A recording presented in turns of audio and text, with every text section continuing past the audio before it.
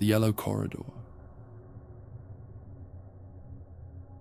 I don't remember falling, only waking.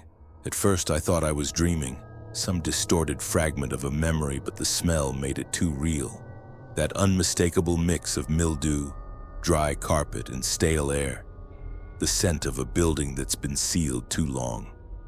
When I pushed myself off the floor, my palms met rough carpet, tacky with something damp. My head was pounding. Above me, the ceiling buzzed with the constant hum of fluorescent lights. No flicker, just a relentless vibration in the air, like 1,000 invisible insects hovering in my skull. The corridor stretched in both directions, pale yellow walls, featureless except for faint stains. I turned left, then right, each end identical, fading into distance. No windows, no signs, just endless yellow. I called out, "Hello?" My voice bounced back after a second, softer, distorted, as if the space absorbed some frequencies and returned others warped. The echo didn't sound quite right. I took a few steps, my shoes squishing faintly on the damp carpet. That hum above me, it wasn't constant anymore. There were subtle dips, like the power wasn't entirely stable. Every few seconds it would waver, drop a note lower, and for that instant the silence beneath it felt suffocating. There was no door behind me. That struck me after several minutes of walking. I was certain I'd entered through a door somehow, but when I turned back it was gone. Just another stretch of the same hallway, like the building had rewritten itself behind me. I tried to remember how I'd gotten here. I'd been urban exploring, yeah, that was it. A friend had mentioned an abandoned government office complex on the outskirts of town. We'd planned to meet, but he never showed. I'd gone in anyway. There'd been a stairwell, a cracked concrete floor, then the drop. And now this. After what felt like 20 minutes of walking, I noticed a subtle shift. The carpet pattern changed. Instead of simple yellow, there was now a grid of faint brown lines forming squares. Progress. My pulse quickened. Maybe I was reaching another section, but every turn only revealed more of the same. I began marking my path, small scraps torn from my flannel shirt placed at corners. After the third intersection, I recognized one of my rags lying ahead. I laughed at first, thinking I must have looped around by accident. But when I took the next left, another rag was already there, one I hadn't placed. I stopped laughing then. That hum above me deepened again, and for a moment I thought I heard something else behind it. A sound woven into the electrical buzz. Not words, not even clear tones, but the rhythm of breathing. A soft, human cadence, timed perfectly with the flicker that followed. I turned in a full circle, heart hammering, and pressed my ear against the wall. It felt faintly warm, like the inside of a machine running too long. I could have sworn something was moving behind it. Not footsteps, but sliding. When I stepped back, I noticed something on the opposite wall. A faint imprint, hand-shaped maybe. No color difference, just an indentation like the wall had softened long enough for someone to press into it. "Hello?" I tried again, quieter now. "Is anyone here?" This time the echo returned instantly. "Here." I froze. That wasn't my voice. Not exactly. It came back too low, too rough. It spoke slower, stretching the final word like it was savoring it. I turned and ran. The hallway branched again and again, walls shifting in subtle gradients of yellow, darker in some corners, lighter in others. My breath came in ragged bursts, echoing in the open air until even that seemed to bounce back wrong. I kept glancing over my shoulder, expecting movement, but there was nothing. Just the empty geometry of space repeating itself like a bad dream. Eventually, I slowed down, pressed my palms to my knees, and tried to listen. My heartbeat was the loudest sound, but beneath it something else had joined the hum. A faint tapping, rhythmic, deliberate, like fingertips drumming on drywall. It stopped the moment I noticed it. I don't know how long I wandered after that. Minutes felt like hours. My phone's screen was cracked. The battery indicator stuck at 19%. No signal, of course. But the clock wasn't right. It kept shifting. 4:17, then 3:02, then 8:55. Every time I looked away and back, the numbers changed, as if time here wasn't behaving properly, or maybe wasn't real at all. Then faintly I saw light ahead. Not the buzzing white of fluorescence, but soft, golden, almost natural. I followed it, cautious but desperate. The hum receded slightly as I approached, replaced by the gentle creak of wood. When I rounded the final corner, I found a door. An actual door, wooden, dark brown with a brass handle dulled by time. Above it, a sign read, "Exit."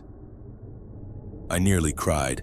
My hand trembled as I reached for the handle. It turned easily. The moment I opened it, the hum behind me cut out completely, total silence, and then darkness. The air changed immediately, colder, heavier, thick with something metallic. I tried to see, but the lights beyond the door were dim and pulsing like a dying heartbeat. I stepped forward, one hand against the wall, and felt the texture shift. It wasn't wallpaper anymore. It was rougher, damp. When my eyes adjusted, I realized the hallway had transformed. The walls were concrete now, lined with water stains that reached from ceiling to floor. The buzzing was gone, but the silence wasn't comforting. It pressed against my ears like standing underwater. Then came the whisper. Soft male, maybe. It said something like, "Don't let it hear you." I spun, but there was no one behind me, only the closed wooden door, now missing its EXIT sign. My breath fogged faintly in the air. I walked slowly, careful with each step. My shoes squelched in shallow puddles. The light flickered more violently here, as though something above the ceiling was disturbing the wiring. I began to notice small objects scattered along the floor. Broken pens, paper clips, scraps of office memos half faded by moisture. One of them still had writing on it. "If it starts humming louder, hide." My mouth went dry. That's when I heard it again, the hum. Not overhead this time, but behind me. Low, resonant. Closer, I turned around and froze. There, at the far end of the hall, the shadows seemed thicker, layered, like something was standing just beyond the flickering radius of light. Too tall, shoulders hunched. The hum was coming from it, vibrating the air itself. I didn't wait to see more. I ran. Every corner I turned led to more concrete corridors, more puddles, more flickering bulbs. The hum followed, sometimes faint, sometimes swelling, until the light fixtures rattled above me. At one point, I ducked into a side room, a supply closet maybe, and shut the door. Inside, it was pitch black. I pressed my ear to the wood. The hum passed by outside, deep enough that I could feel it in my ribs. Then 3 knocks on the door, not loud, but deliberate. I clamped a hand over my mouth, praying it couldn't hear me breathing. After a few seconds, the hum faded. I waited a minute before opening the door. The hallway was empty again, but the floor was different. It wasn't wet anymore. It was carpeted, yellow. When I saw the carpet again, its faint mustard hue, the pattern repeating perfectly under the 2 bright ceiling lights, I didn't feel relief this time, only nausea. I stood there for a moment, trying to convince myself I'd somehow looped back to the original corridor. But that didn't make sense. The walls here were darker, the hum sharper, like a higher pitch of the same impossible note. I took a few hesitant steps. The buzzing changed with me, growing softer when I moved slowly, louder when I paused, as though the lights were listening. I whispered to myself, anything to break the silence. But my words came back wrong again, like a recording replayed just out of sync. "Hello? Hello? Hello?" The echo layered, multiplying, whispering in uneven rhythm until it didn't sound like me anymore. It was whispering back. I kept walking. I didn't know why. There was nowhere else to go, but the idea of stopping felt worse. Every time I lingered too long, the walls seemed to draw closer. Not physically, not visibly, but in a way I could feel. A tightening of space, like the air itself was bracing for something. That's when I noticed the stains. The yellow walls were no longer uniform. In long streaks near the floor, there were brownish marks, darker and more recent than the others. I reached out, and the texture beneath my fingertips was tacky, still damp. I pulled back quickly. The smell was faintly metallic. A few steps further, and I saw more of them. Handprints this time, smeared and uneven, leading toward a corner. Against every rational instinct I had left, I followed. The corridor turned sharply, and there, sitting in the middle of the floor, was a tape recorder. Old boxy with 2 large reels. Its surface was scratched, its red record button faintly lit. It was humming. Not mechanically, but in perfect harmony with the lights above. My breath hitched as I knelt beside it. I pressed the stop button. The hum didn't stop. Instead, the reels began to spin backward on their own, slowly at first, then faster. A burst of static filled the air, then a voice emerged, my voice. If it starts humming louder, hide. I stumbled back. The recorder continued, now faster, layering words over words until they blurred into a single whispering tone. Don't let it hear you. Don't let it. The reel jammed, screeching, and then silence again. I backed away, breathing hard.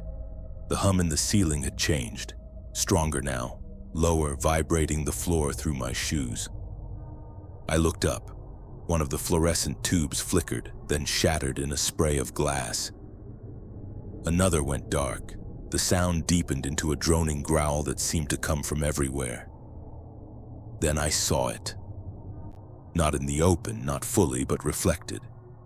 In the glass fragments scattered across the carpet, something enormous and distorted stood at the end of the hallway. A shape too tall, too thin, its surface rippling like it wasn't made of solid matter. Its head tilted with a slow, mechanical curiosity. I turned and ran, faster than before, following the corridor as it branched again and again. Corners, intersections, identical walls, endless yellow. The air grew heavier with each step until my lungs screamed for oxygen. When I finally stopped, doubled over, I realized the hum was gone. The silence that replaced it was worse. I straightened and looked around. The walls here were smooth, freshly painted. There were no stains, no cracks, no marks at all. Even the carpet looked clean, new, untouched. Ahead, the hallway ended in a single door, white with a silver handle. I hesitated. Every door before had led somewhere worse, but there was nothing else. I approached, hand shaking, and turned the handle. The door opened into another room, small, square, empty except for a desk and a single chair. On the desk sat a computer monitor, flickering faintly with green text. I stepped closer, reading the words on the screen. Subject 47 audio log complete. Mental deterioration stage 6. Beginning next cycle. Before I could react, the monitor flashed white. The hum returned. When I came to, I was lying on the carpet again. Same yellow walls, same ceiling buzz. My shirt was torn differently now, and my voice felt rough when I called out. It took a while before I realized my hands weren't the same either. Dirtier, older. A scar I didn't remember having crossed my knuckles. There was no tape recorder in sight, no exit door. Only a faintly lit hallway stretching forward. But something was different. The hum had a rhythm now, a pulse like a heartbeat buried beneath the sound. Every few seconds I could swear I heard whispering woven through it, and it was saying my name. I tried to ignore it, to move forward, but the walls began to change again, warping slightly at the edges as if they were melting. I pressed a hand against one, warm, pliable. The texture rippled under my touch. For a split second, I thought I felt skin. A voice whispered right beside my ear, "Don't let it hear you." I turned, but there was no one there. That was the moment I realized the voice hadn't come from outside. It came from inside my head, from the part of me that still remembered what it was like to be afraid. I began walking faster, though I didn't know what direction meant anything anymore. The corridors bent in impossible ways, looping into themselves. The floor sloped upward, then sideways, until I wasn't sure which way gravity was meant to pull. Doors appeared where there hadn't been any before, one with a glass window, another half open to darkness. I passed them all until I reached one marked security. Inside was another desk, another computer, this one already turned on. The monitor showed a live feed of the corridor I'd just left. And in that feed, something stood where I had been seconds ago. Tall, thin, head tilted. It faced the camera directly, its face blurred, but the shape of its mouth, if that's what it was, seemed to move in sync with the hum. Then on the monitor, the creature began walking toward the camera. I stepped back. The hum in the air grew deafening. I turned to leave, but the door had vanished behind me. The monitor flickered and changed. Now it showed me standing in the room watching the screen. Behind me in the live feed, the figure appeared again. Closer, I turned in real life, heart hammering. The room was empty. I looked back at the screen. The figure stood inches behind me. The monitor went black. I don't know how many times I've walked these halls since. The hum is constant now, like breath in my ear. Sometimes I find doors, sometimes I don't.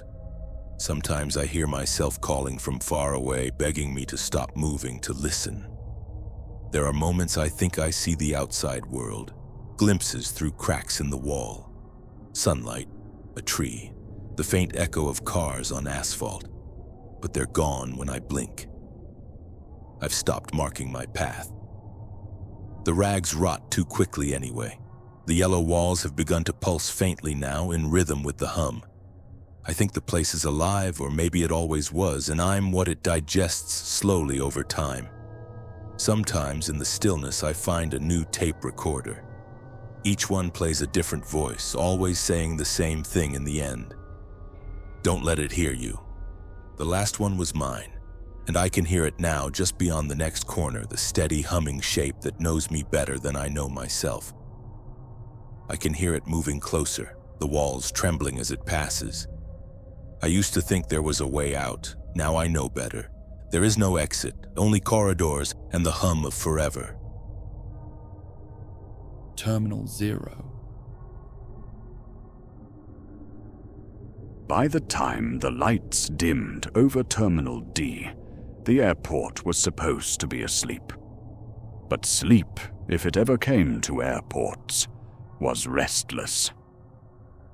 Liam Kearney swept his mop across the tiled floor in slow, practiced arcs, his reflection ghosting up at him from the waxy surface.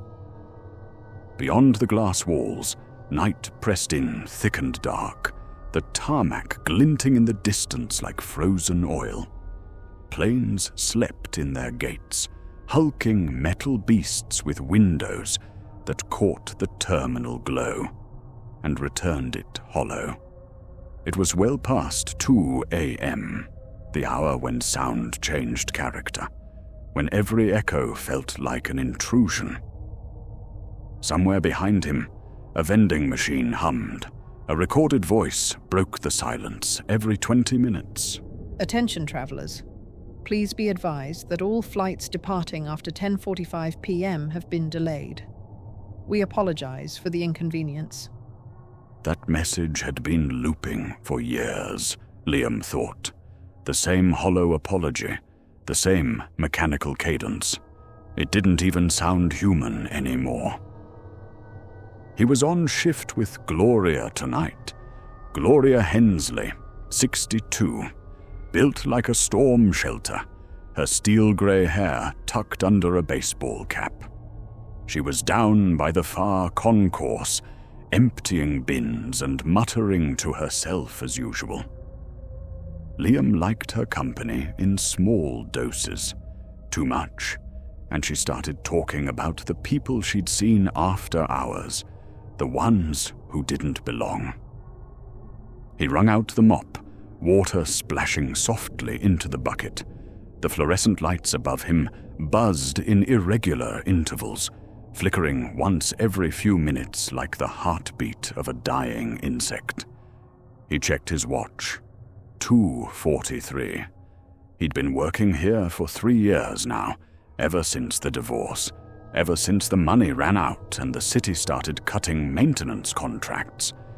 It wasn't a bad gig, just quiet, and in a place this big, quiet could start to feel like solitude's version of screaming.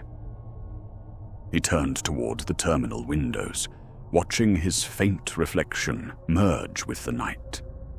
For a moment, he thought he saw something move across the tarmac, a pale shape running between the sleeping aircraft. It was gone before he could blink. He rubbed his eyes and sighed. "Just fatigue," he murmured. From across the hall came the distant squeak of Gloria's cart. He relaxed a little. That sound had a rhythm, a life to it. But when he looked down the concourse, he saw something strange. Gloria's cart was parked near Gate 32, lights off, unmoving. "Gloria?" No answer. He abandoned the mop and started toward her, his shoes echoing over the empty tiles.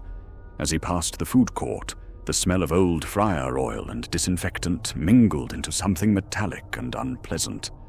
He stopped when he reached the gate. The cart was there. Gloves, trash bags, broom, all untouched. But Gloria wasn't. The gate's display screen still glowed faintly above him, listing a flight that made him frown. Flight 1017, now boarding Gate 32. That couldn't be right. He knew the schedule. There were no flights after midnight. He turned slowly toward the window, half expecting to see nothing but the dark expanse of tarmac. Instead, he froze. Out there, connected to the jet bridge, was a plane. Its cabin lights burned faintly orange, and faint movement flickered through the windows, silhouettes of passengers shifting in their seats. Liam blinked hard. It wasn't possible. He glanced around the terminal. The silence seemed heavier now, the hum of the lights pressing against his skull. Then came a voice behind him, hoarse, close. "Liam." He spun around. Gloria stood at the far end of the concourse, half in shadow. "Christ, you scared me," he said, clutching his chest. "What are you doing back there?" She didn't move. Her face was pale, her eyes wide. "Did you see it?" she whispered. "The plane?" She nodded once, slow. "Don't look at it too long. They notice." Before he could ask who they were, the intercom crackled overhead, the old speaker spitting static. Flight 1017 is now boarding. The announcement was wrong in every way. The tone was human, but the words stretched in odd places, syllables drawn out like melted wax. It sounded like someone trying to imitate a voice they'd only ever heard once. Liam turned toward the windows again. The jet bridge was now open, and figures were moving toward it. Not passengers exactly, more like shadows wearing the idea of human shape. They walked in jerky, stuttering motions, some gliding more than stepping. The orange cabin light made them shimmer faintly, their edges soft and indistinct. He stumbled backward. "What the hell is that?" Gloria grabbed his arm with surprising strength. "We need to go. "Go where?" Anywhere but here." They fled down the concourse, their footsteps echoing hollowly off the glass walls. Behind them, the boarding call repeated. Flight 1017. Now. Boarding. Each time, the voice sounded closer, warmer, like the speaker had moved into the hallway with them. They didn't stop running until they reached the central rotunda where all the concourses met, a wide, circular hall filled with old advertising displays and out-of-service escalators. The air here felt colder, heavier. Gloria bent over, gasping. I told you. Told you this place ain't right after midnight. Liam pressed his hands to his knees, trying to catch his breath. What do you mean? You've seen that before. She straightened slowly, eyes darting around the shadows. Not that exact one, no. But others. Planes that shouldn't be here. Flights that ain't listed anymore. Once saw a pilot in the glass. Reflection with no face. This place ... She paused, searching for the words. It holds on to what's left behind. Liam stared at her. You're saying the airport's haunted? Gloria didn't smile. I'm saying it's hungry. He almost laughed, but the sound died in his throat when the overhead boards flickered. Departures and arrivals scrolled by faster and faster, then froze. Every destination vanished. Only one line remained. Terminal 0. Boarding now. The letters burned faintly red, pulsing. Gloria took a step back. No. No, no, no, not again. What is it? But she was already moving, hurrying down a maintenance corridor he'd never noticed before. It looked wrong, too narrow, lit by a line of failing bulbs that disappeared into darkness. He followed, calling after her. Gloria, slow down. What's Terminal 0? She didn't answer. The corridor twisted left, then right, then down a short set of stairs. The air grew damp, smelling faintly of kerosene and mold. Somewhere in the walls, something mechanical whirred softly. When he caught up, Gloria was standing at a rusted door marked "Employees Only, Sub-level Access." She turned to him, whispering, You shouldn't have seen the plane. What's down here? Her hands trembled as she pushed the door open. Where they send the ones who don't make it home. Inside was a maintenance tunnel, narrow, concrete, lined with pipes that dripped condensation. Their footsteps echoed endlessly, making it impossible to tell how long they'd been walking. The hum of the terminal faded behind them, replaced by a deeper sound, like an engine idling somewhere far below. At one point, Liam looked back. The door they'd entered through was gone. The tunnel ended in a wide metal platform overlooking what looked like an underground hangar. Dim yellow lights glowed far below, illuminating the shape of another plane, massive, unfamiliar, its paint stripped to dull silver. Its tail bore no logo. Is that? Terminal 0. Gloria said softly. It's where the lost ones go. He frowned. Lost ones? You ever hear those stories about planes disappearing off radar? Pilots who vanish mid-transmission? She gestured toward the aircraft. They end up here. And sometimes, so do we.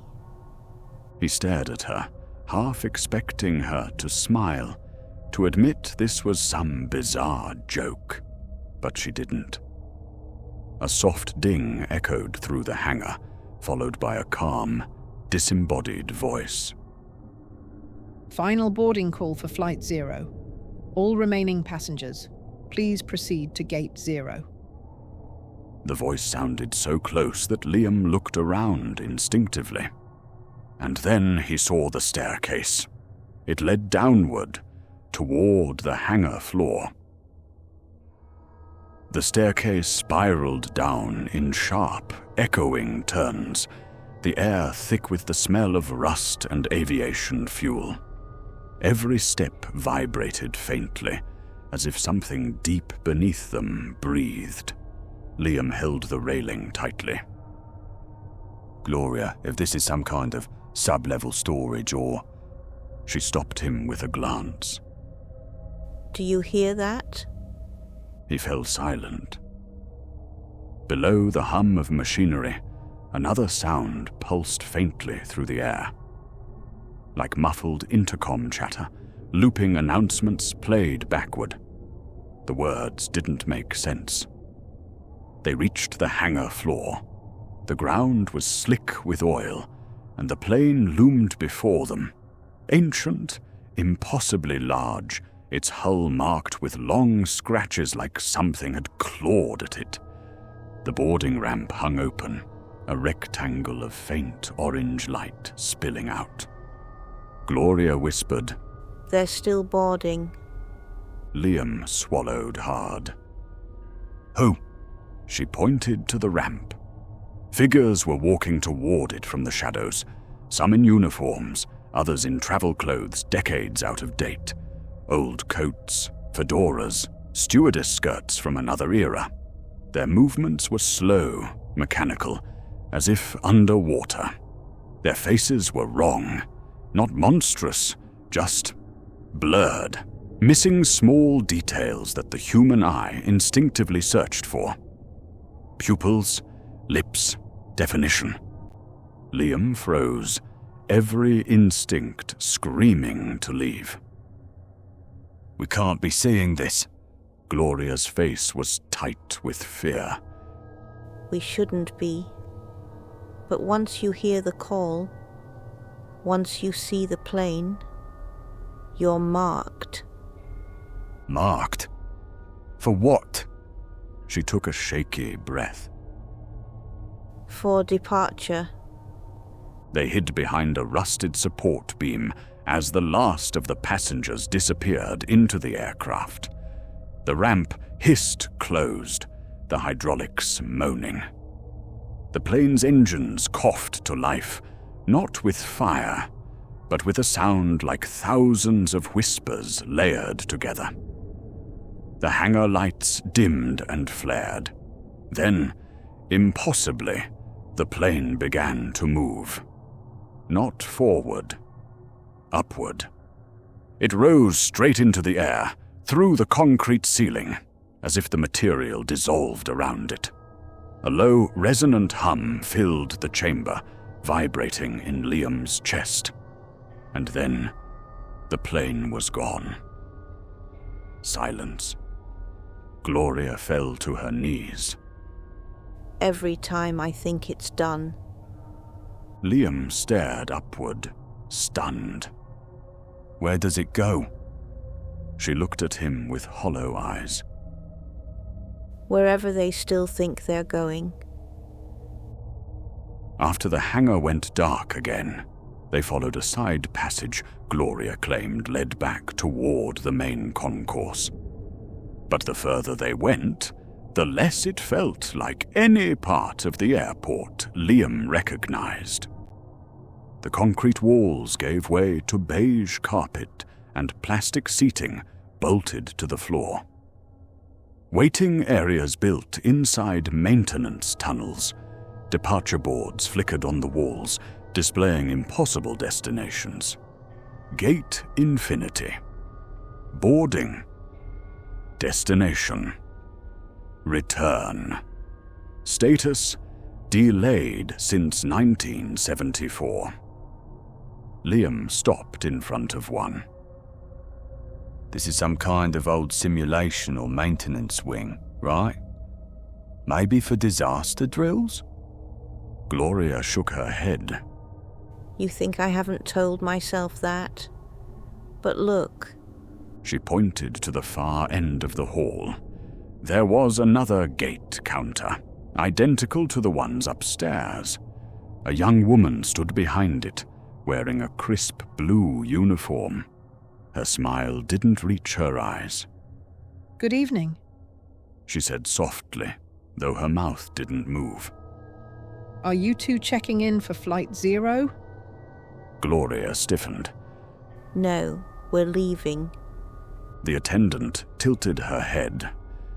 There are no exits past security. Liam tried to stay calm. We're staff.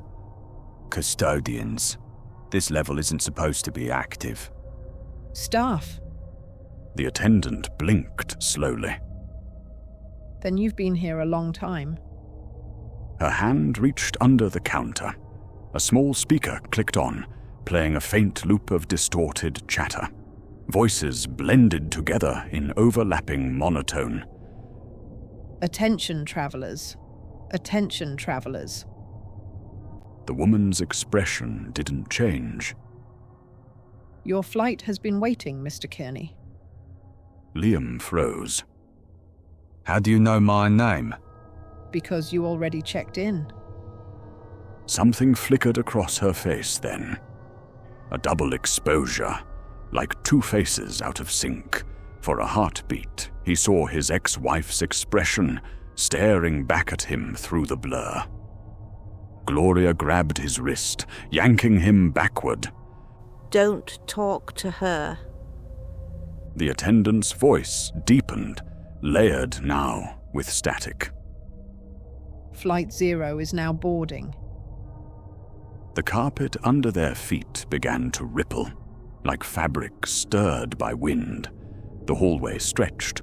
The gate counter receded farther away, even though they weren't moving.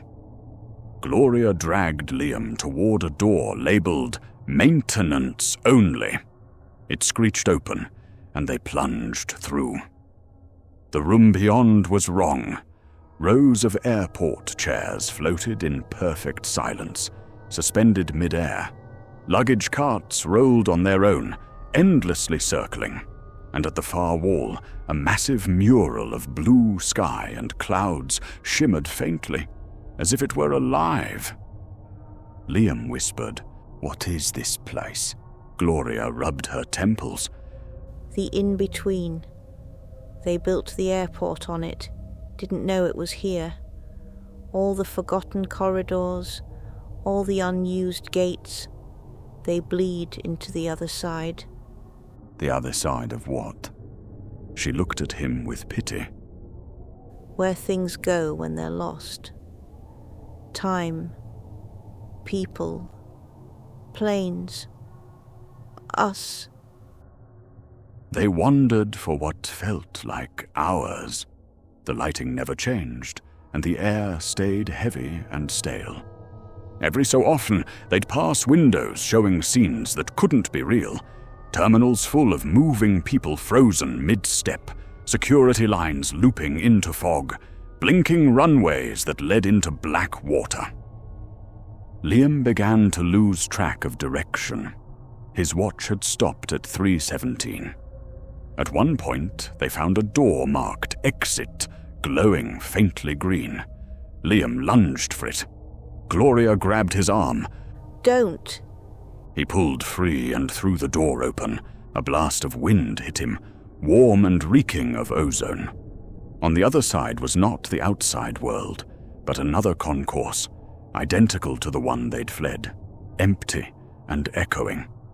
Only this time, the announcements overhead were distorted versions of his own voice. Attention, travelers. Last call for Flight 0. He stumbled back, slamming the door shut. That was me. Gloria's voice shook. It's adapting. It knows who's here now. He turned on her, desperate. There's got to be a way out. She looked at him, weary. There was. Once, before I missed my flight. He frowned. What? Her smile was thin and tragic. I've been here longer than I admit. The first time I saw that plane was in 1987. The words hit him like cold water. You're saying? I've tried every door, every tunnel. It all leads back. Every time the lights go out upstairs, this place opens up again, and it wants new passengers. A sound interrupted her. Footsteps, rhythmic and slow. They came from the corridor behind them. Liam turned. Out of the shadows emerged the uniformed attendant. Her face was clearer now, but wrong, like a wax figure starting to melt. Her eyes glowed faintly orange. Mr. Kearney, She said softly. we've been waiting. Gloria stepped in front of him. You can't have him. The attendant tilted her head. But he already boarded. Behind her, the walls shimmered. Gate signs flickered to life, each one reading the same destination. Terminal 0, on time. Liam felt the air pull at him. Not physically, but like gravity reversed. His body wanted to move forward. He dug his heels into the carpet. No! Gloria grabbed his shoulders. Don't listen. That's how it gets you. The attendant raised her hand. Her voice spread through the hall like a tide. Final call for Flight 0. Please proceed to the gate. The windows burst open with blinding light. Wind roared through the corridor, scattering papers and luggage. The world tilted. Liam's vision flickered. Airport lights blending with flashes of sky, clouds, fire, people screaming in an intercom's hum. Then silence. He woke to calm music, soft piano, the kind they play before boarding. He was sitting in a row of plastic seats, the kind he'd mopped around every night. His mop and bucket sat nearby, neatly placed. The terminal was empty. He rubbed his eyes. Gloria? No answer. Everything looked normal again. Clean, quiet, sterile. The announcements overhead were calm and crisp. Welcome to Terminal D. All flights are on schedule. He stood slowly, disoriented. He walked to the window. The tarmac stretched out in silver light, the dawn creeping in. A plane sat at the nearest gate. Its tail bore no logo. He turned toward the gate screen. Flight 0, departing 6 a.m. on time, and under it, in small text, boarding, Gloria Hensley. Liam stepped backward, his heart hammering. No. No. No! The intercom clicked softly. Mr. Kearney, please proceed to Gate 0. Your flight is now boarding. His reflection in the glass smiled back at him. But his reflection wasn't moving. It raised a hand, waved slowly, and turned toward the waiting plane. Airport security found the maintenance cart at 3:27 a.m., abandoned near Gate 32. 2 sets of footprints led toward the jet bridge, but only one returned. The flight boards had all glitched simultaneously, briefly displaying a line that no one could explain. Terminal 0. Now boarding. All passengers. When the technicians checked the security footage, The timestamp had looped continuously between 2:43 and 3:17. The exact window Liam Kearney's watch had stopped. No one ever found him. But every few months, a night custodian swears they hear the faint sound of a mop bucket rolling somewhere down by gate 32. Long after closing, long after the lights have gone out, and a man's voice over the intercom, calm and rehearsed. Final call for Flight 0. Please proceed to the gate. Sub-level line. You get used to the sound first. The thrum of the train, the rails humming like a heartbeat through steel. After a while, it stops being noise and becomes something more, almost like breathing. My name's Daniel Ortiz, and I've been a conductor for the city subway system for 11 years. The late shift was always my favorite. No tourists, no crowds, just the night people. Janitors, bartenders, the insomniacs and ghosts who ride the last train home. That night, October 31st, started like any other. Cold wind, orange streetlights filtering through the glass at the terminal. Halloween meant a few drunks in costume, fake blood, some teenagers daring each other to ride to the end of the line. I'd seen worse. I did my pre-check at station A12, the far north terminus. My route was simple. A 12 down to the southern stop at Benton, back again before 3 a.m. One full loop. The dispatcher's voice crackled over the radio.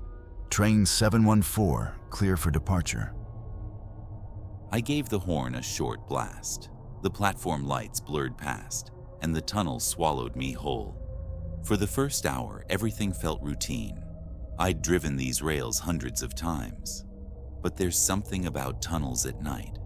They seem to stretch farther than they should. You stare into that black ahead of you, and sometimes it stares back. Around 12:42, the train passed Holland Street Station, empty. I barely slowed down. Then, not long after, I noticed something odd on the control display. The next scheduled stop, Maple Junction, was missing. In its place, Sub-level 7. I frowned, tapped the screen. Must have been a glitch. The system sometimes glitched after midnight. Old software, half the circuits dated back to the 70s. But then the intercom buzzed. Next stop, Sub-level 7. Please remain seated. The automated voice, calm, sterile. I froze. That wasn't a line in the system, not on any route. The air inside the car shifted, stale, electric. The fluorescent lights flickered once, twice. I slowed the train, watching the tunnel walls. The familiar signs were gone. No graffiti, no markings, just smooth concrete with faint condensation. And then, up ahead, lights. The train coasted into a station I'd never seen before. The sign above the platform glowed faintly through dust and grime. Sub-level 7. No ads, no posters. The platform itself was cracked tile, water dripping rhythmically from somewhere unseen. Everything smelled of rust and ozone. I flipped on the cab mic. Dispatch, this is train 714. I've got a station showing sub-level 7 on my HUD. Please confirm. Static, I tried again. Nothing. That's when I heard movement. A figure stood near the far end of the platform, back turned to me. Looked like a woman. Shoulder-length hair, gray coat. She wasn't facing the train, just standing there staring at the tunnel wall. I opened the door and stepped out. Ma'am? Train's terminating. You need to board or clear the platform. No response. Her posture didn't even shift. I took a few steps closer, the sound of my boots echoing off the tiles. The fluorescent lights buzzed overhead, pulsing every few seconds. Ma'am. She turned slowly. Her face was pale, almost too pale, eyes unfocused, as if she'd forgotten how to blink. But what made my stomach drop wasn't her expression, it was her uniform. She was wearing a subway conductor's jacket. My jacket. The patch read, Dortiz. My name. I staggered back, nearly tripping over the platform edge. What the hell? The lights cut out. Darkness swallowed everything. For a few seconds, all I could hear was the slow drip of water and my own breathing, ragged and fast. Then, the intercom came alive, again. Train 714 now departing. Please stand clear of the closing doors. Except I wasn't in the cab anymore. The headlights flickered to life, and the train began to roll forward, without me. The doors shut, sealing it off. I ran after it, shouting, but the tunnel absorbed my voice. The taillights receded into the dark until they were gone. Silence. Only me and that impossible station. The emergency exits were locked. I checked both ends of the platform. No stairwell, no signage, just concrete dripping pipes and a faint vibration coming from the walls. I followed the sound. A small utility door near the corner bore a faded warning label. Authorized personnel only. It opened easily. Behind it, a narrow corridor lined with rusted maintenance equipment. My flashlight beam caught broken gauges, scattered tools, old safety posters bleached white from moisture. I moved carefully, every step echoing too loudly. The air grew warmer, and that low hum I'd felt earlier deepened, like something massive turning in its sleep. At one point, I passed a wall of old analog monitors. Most were dead, but one screen flickered faintly with static. Shapes moved in the snow, passengers seated inside a subway car, my car. They weren't human. Their silhouettes were too long, their heads tilted at unnatural angles, like they were watching something crawling along the ceiling. The image cut to black. I stumbled back, flashlight shaking in my hand. "It's not real," I muttered. "It's just interference." But then a voice echoed down the corridor. "Daniel." My name, drawn out, wet and low. I spun the light toward the sound. The beam caught a patch of wall darker than the rest. The moisture wasn't water. It glistened thicker, black, pulsing. When I stepped closer, the wall breathed. I ran. The passage twisted, narrowing until I had to crouch. My shoulders brushed cold tile slick with condensation. The hum grew louder now, pulsing in rhythm with my heartbeat. Finally, the tunnel opened into another chamber, some kind of control room. Rows of defunct machinery, analog dials spinning without power, fans that turned on their own. On the floor lay a stack of maintenance logs, soaked through. I lifted one carefully. The handwriting was messy but legible. Sub-level line operational tests ongoing. Conductor number 47 reported auditory hallucinations. Several attempts to terminate line unsuccessful. A chill ran through me. Terminate the line? I flipped to the next page. We thought we built a tunnel, but the tunnel built itself. Something clanged behind me. I spun around, flashlight beam darting over the walls. The doorway was gone. In its place, another subway tunnel. Fresh tracks gleaming, curving into blackness. A faint light flickered deep within. I knew I should turn back, but the air smelled different here, cooler, dry, like the surface world. So I followed it.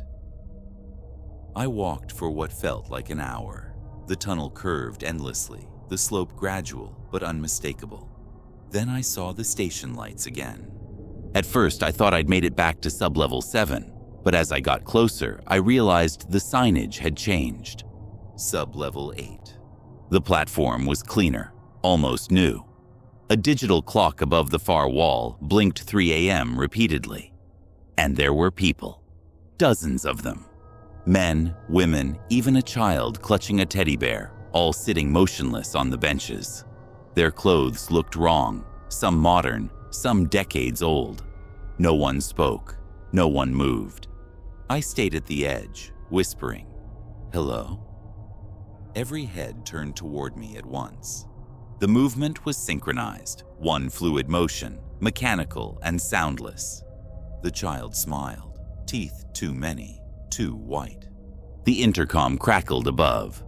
Next stop, sublevel 9. Please remain seated. The passengers stood single file and stepped into the darkness of the next tunnel, one after another. Each vanished into the black. The last one to go was the child. As she passed me, she whispered something I barely caught. "We all ride home someday." And then she was gone. The tunnel ahead glowed faintly red. The deeper I went, the heavier the air became, like walking underwater. The rails began to pulse beneath my boots. I realized with growing dread that I could hear another train coming. The sound started as a low tremor, then a roar rushing toward me. I dove against the wall as headlights burst through the dark, blinding, white hot. But as it passed, I saw it wasn't a train. It was a shape wearing the train. The metal seemed to move, breathing, flexing around a form too big to see fully. Inside, through the windows, shadows pressed against the glass, screaming silently. The thing thundered past, leaving only the stench of burning ozone and something faintly sweet, like decay masked by perfume. When it was gone, I saw a reflection of myself in the metal rails. Only it wasn't me. My reflection's mouth was moving. "Next stop," it mouthed. "End of the line." At last, the tunnel opened into a cavernous station, unlike any before it. A massive clock hung from the ceiling, hands spinning so fast they blurred. The floor was flooded ankle deep, reflecting red light from nowhere. A single train waited at the platform. Its windows were black. Its doors were open. On the front, painted in white letters, 714, last service. My train, and sitting in the conductor's seat, was me. He turned slowly, face pale, eyes hollow, but knowing. "Shift's over," he said in my voice. "I'll take it from here." I shook my head. "No." He smiled faintly. "You already did." The ground vibrated. The clock above us shattered, pieces falling like glass rain. The doors began to close. On instinct, I ran. Not away, onto the train.